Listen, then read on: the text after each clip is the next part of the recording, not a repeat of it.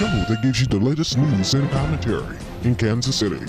This is Eye to Eye, Kansas City, on your show. Hello, everyone. Welcome to Eye to Eye, Kansas City. Thank you for joining us on this edition today. Now, I'd like to, before we get started with today's show and start the rundown of what's coming up, I want to address this, and I want to address this in a way that is very, very complicated, but this is a decision that I have had to make. Eye to Eye Kansas City will be going off the air, and I will be leaving Eye to Eye Kansas City. On the election of 2016, as you can tell by my eyes, I'm a bit exhausted running around, getting editorial meetings together, getting the show together, getting footage for the show. That sometimes can be exhausting, and really putting that effort into that show can play a lot. You know, I have a great staff here, and before I made the decision, I wanted to clear that up with them, because these are people that are very talented, very knowledgeable in this business, and I don't want to leave them out there in the clouds thinking about is he staying or leaving. I'm leaving, but I'm staying right now. So the show isn't canceled now. It isn't done now. I still got ways to go. We got 2 years from now to do so. An exact date has not been released, and I will say this: there will not be a final show. I've made that decision. I made that decision after I made that decision. It's just a lot that you had to prepare. I think the last show is going to be a normal show, so that is how I want it to roll, and that's how we're going to do things. But what's coming up on today's show is that we're going to talk about a recommendation from the mayoral group that special committee that the mayor had put into place to come up with a decision on whether to improve KCI with a single terminal or not, and we'll talk about that in just a moment. And we got three issues that is currently taking place. That has took place, not currently, but has took place in Jefferson City at the state capitol. So we'll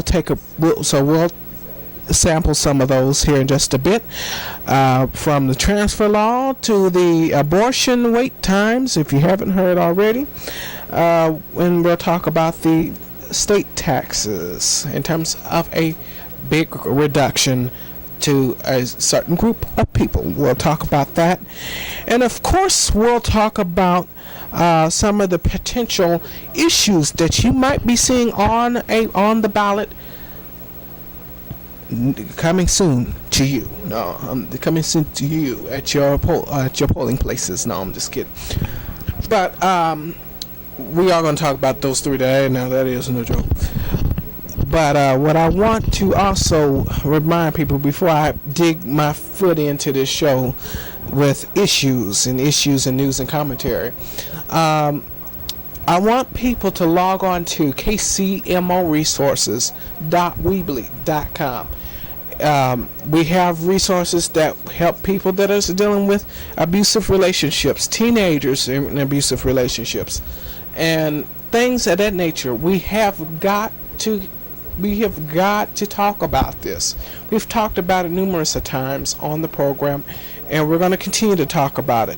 Now, I know Missy going to probably be mad at me because I didn't advertise the forum, and it probably, if we can get some more information, and if we can get the show on time, we'll do so. And if not, I mean, I hate to be funny, but sometimes we just don't make the shows in advance to get all the events on the air. So sometimes that plays a good part of why sometimes we don't get events on time here. So let's start off with, before I get ready to start, KCMOresources.weebly.com also has resources for you to get registered to vote. There is no more excuses of why you cannot vote. And you need to look into minds and look into minds very well. There's no more excuses of why you can't take your asses to the poll. And this is strong language, but I get sick of us making excuses for nothing. And then we complain about nothing getting done. When we can't take our black behinds, our stupid behinds, up to the polls. When we need to be at the polls. That's what they're trying to do. They're trying to keep people out of the polls. Do y'all not see that? You know, these voter ID laws is a good example, and it demonstrates what it is that they're trying to do to keep people out of the polls. This is supposed to be a democracy. Now they want to make it a monocracy. I know that isn't quite a word, but they're trying to make one power do for all, and it isn't right. This country has been founded on democracy, and the principles followed by democracy. So we need to continue that legacy on. So get your behinds up. If you ain't registered to vote, I'm going to say this again. If your behind ain't registered to vote, why are you looking at me? Get your ass and watch the show, but get your ass on that computer and log on to kcmoresources.weebly.com and get registered to vote, or take your behind down to Union Station and get registered to vote. Don't be looking at me. You can look at me when you come back. Get your behinds ready to vote, because we got to have higher voter turnout. I'm sick and tired of this low voter turnout. And then y'all want to come email me and comment on the shows below. Time out. Well, this ain't right, and you shouldn't have said that. Well, then take your butt to the polls. Don't talk to me. Live in the mess that you're making. That's all I can say. That's what my mom would tell you. Live in the mess that you're making. But going on into the latest in news and commentary, the advisory group from the mayor, from Mayor Sly James, has recommended a single terminal for KCI, and it recommended some improvements to KCI. But citizens continue to disagree to have a single terminal. $1.2 billion is needed to make improvements to KCI, but this issue could and may possibly go to a vote. And I don't know if it's going to be a near future poll question or not. But there is, listen up, there is no mandate that says for KCI to get a single terminal. The federal government says that they're fine with what KCI has for right now. I mean, it isn't. If it ain't, like I said, if it ain't broke, why fix it? Why fix it? But let's take a look at some numbers real quickly. 80% say that they have never flown out of KCI, while 20% says that they have flown out of KCI and do not want that single terminal. That 80% that I've mentioned just a second ago, they want these improvements but never have flown out of. And what have I said on this show? If you've been paying attention to this show, if you ain't never done nothing, if you never had, I forgot what I didn't say. That's the first back. If you have never experienced anything, or if you don't know anything, don't add your dang on 2 cents to it. Just don't. I don't get some folks. All right, let's moving on to those 3 issues in Jefferson City. There is a new tax decrease. Yes, a new tax decrease coming from Jefferson City. Lawmakers voted to get this ball rolling, but it isn't going to take effect right away, of course, and it depends on a lot of factors in terms of how many businesses do come into the state of Missouri and so forth and so on. And I think this is a direct response to what Kansas has done with its income taxes on at the state level. Now, top the top individual rate has went from 6% to 5.5%, and that will be in 8 years that will take place. 25 There is a 25% deduction of business taxes, but opponents of this particular movement with the Missouri state taxes say that it would provide low revenues, and those opponents do include Governor Jay Nixon. He has also threatened to veto that particular bill. Now, moving forward to the transfer law, there was a new addition to where private schools was added in, and these private schools would be the secular or the non-religious private schools. In Kansas City, as we all know, don't really have those. We just have the religious schools. We don't have too much non-religious. We just don't have those. I don't know why we don't. Not my problem. But I hate to say it like that, but it ain't. Governor Jay Nixon also has threatened to veto that bill. I don't know if he has or hasn't, but Democrats urged Governor Nixon to sign the bill, and I'm not sure what move has been taken to either pass the bill or not. And I think it may have already passed through with lawmakers, but not with Jay Nixon. I don't know all about that. We'll check into that. But what I'm going to go ahead and do is go ahead and take a break. We'll be right back and discuss that last issue from Jefferson City, and we'll talk about those. We'll talk about some issues that might be coming to the polls near you. You're watching Eye to Eye Kansas City on your side. We'll be right back. At Benjamin Franklin Plumbing, we can help with an overflowing toilet, a clogged drain,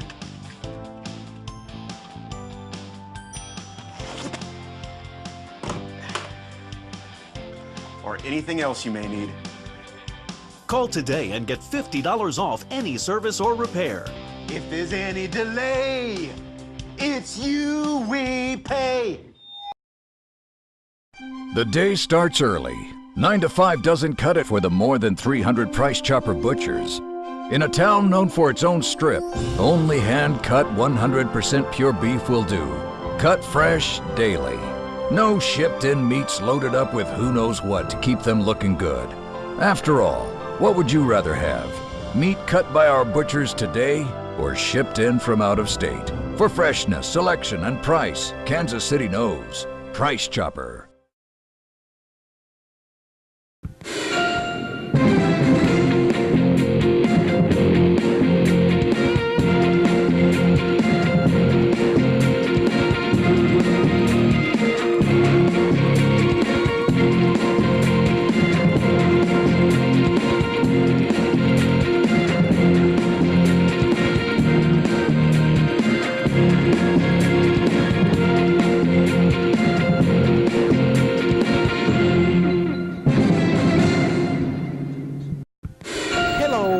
Welcome back, everyone. You're taking a live look at I-70 coming from the Jackson curve, the Jackson Avenue curve, and coming towards the 27th Street vicinity. And that is, there's a lot of road work going on in the metro area, so heed the speed limit, ladies and gentlemen. I know who you are. Now, don't put no air on at me. Go ahead on. Heed the speed limit, please, and heed the warnings around these work sites and all that. Just be careful out there. It's just busy road work and construction all across the metro area. Now, let's take a last look at some issues and some news and commentary. Let's take a look at some more issues and things. We're going to talk about the last issue, which was the move to add more time to the abortion wait times. Now, it has went from, here in Missouri, it has went from 48 hours to 72 hours, and that was a big battle in Jefferson City between both political parties, Republicans and and Democrats governors. Lord, I really am into the history, ain't I?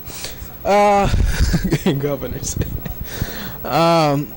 So it was a big. I could tell you this session was an action-packed one. I could tell you that. There was some concessions from the Democrats. But moving forward, let's look at some potential issues that could possibly be on the ballot coming soon. There's a 1/4 cent tax coming for the Kansas City firefighters, and there's a 3/4 cent tax coming from Missouri, and this is all for Missouri, not just Kansas City, but all over Missouri, for highway maintenance and construction, because MoDOT has had issues with funding or maintaining funding for MoDOT. And there's a and back to Kansas City, there will be a 1 cent of expansion of the streetcar. There's 10 years that would equate to about $1 billion or so, but this particular move for this 1 cent could also go into the areas where real estate appraisals and the value of your homes could really be the big question. So we all have to pay attention to what's going on with light rail. You cannot go to sleep. No, I'm not agreeing with this. No, I'm not. And no, if it's on, I guarantee you, I'm not swearing on nobody, but I guarantee you, I am voting hell no on that one. I guarantee you, because we got other issues to worry about instead of getting some damn streetcar and making a nuisance in streets. I've had enough of construction and plates in the streets already. I guarantee you I will vote that one. So listen up, Kansas City Councils. Do not put that on the ballot right now, because I'm going to move to where I can get some people to vote no. Guarantee me, I'm going to get Rex back in here and say, now, have you ever wondered what has been going on with the vacant, empty schools around your community here in Kansas City? Well, I'll tell you in my report starting right now. So don't go anywhere. Don't go anywhere. Don't go anywhere. We'll be right back here on Eye to Eye Kansas City to close the program off. The former Greenwood Elementary, because it's not open, it is a vacant school property. And this is one of many school properties here in Kansas City that is vacant, that is waiting for a potential buyer to come and really explore the sale of this particular property. This particular property has been sitting vacant since 1997, and schools like this just need a potential buyer to come and invest in it, maybe turn it into a senior citizen home like Seven Oaks School here in Kansas City. That has been a recent purchase. And there's been 7 purchases in the school district from former Kansas City School, There are 30 schools in total. That is including those that have been sold. There's been 7 sold, as I mentioned, 1 that is leased, 2 that is demolished. Now this is to repurpose some of these schools that have been sitting vacantly and has had a lot of crime attracted to it. Of course, as you can tell here, this school just needs a lot of TLC. It's been sitting around since 97, the year 1997, of course. Now, the district's repurposing plan is trying to suit the best buyer for different properties that they have for sale. They don't just want to give the schools away to people that just going to buy the schools and let them sit some more. They want buyers that want to do something with these schools immediately after they purchase these schools. And on the district's website, you'll find that they have a lot of floor plans about these schools. They have some of the issues that is wrong with the schools, as we found out here on Eye to Eye, and what the staff of Eye to Eye has found. We found out vacant school properties is the major attraction of crime. It's not all the attraction of crime, but it's one of the major attractions to crime, including vacant homes and businesses and so forth. But turning back to vacant schools in general, not just Greenwood here in Kansas City, neighborhoods like this are suffering. And this particular neighborhood has suffered for years in this particular estate.